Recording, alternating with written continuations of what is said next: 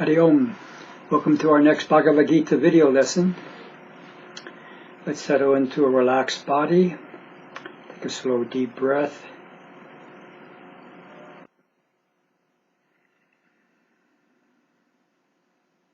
Hari Om Tat Sat. This is episode number 59, called Our Righteous War. We'll stick with the verse we're reading the last 2 weeks, the 31st verse of the second chapter. I'll read it to you.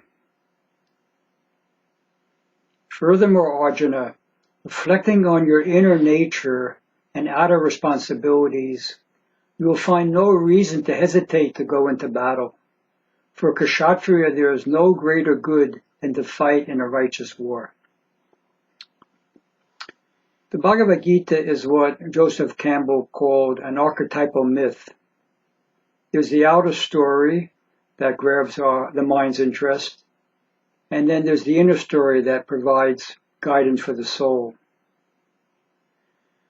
Whereas Sri Krishna could be considered an avatar in the sense that he represents the supreme reality, Arjuna could be considered an avatar in the sense that he represents you and me as if in virtual reality.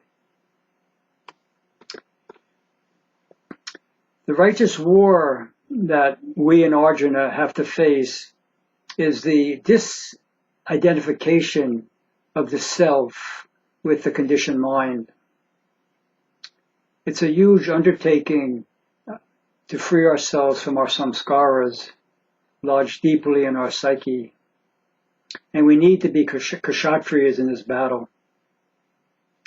In truth, the battle is not to free ourselves from these tendencies. We probably don't have the capacity to do that. Our struggle is to hold on to the charioteer and let that great being cleanse us of our imagined limitations. Whatever difficult situation we find ourselves in, rather than whining about it or panicking, we need to find another way to reframe it.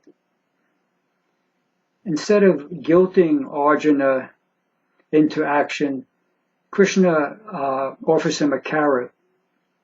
Arjuna, this is a great opportunity that's being presented to you. And he uses the same term that Arjuna used in the beginning of this chapter. If you remember when Arjuna first was surrendering to Krishna and he begged him to guide him into what would bring his ultimate spiritual good, he uses the word Shreyas. And here Krishna uses the same word. Now he's going to tell him what will lead to Shreyas. And his answer he says, there's no surer way to gaining Shreyas than to recognize that we have the resources and the strength to face whatever is in front of us. In other words, if we are able to recognize our Swadharma and hold on to our essence, the very difficult situation that's in front of us will lead us toward moksha or final liberation. The homework assignment could be, what challenge are you facing currently in your life? Probably everyone has some difficult situation. On a scale of 1 to 10, 1 being that you've totally handed over to Krishna or the higher self, 10 being it's all on your shoulders, where would you rate where you stand? Thanks for joining. See you next week. Om Shanti, Shanti, Shanti.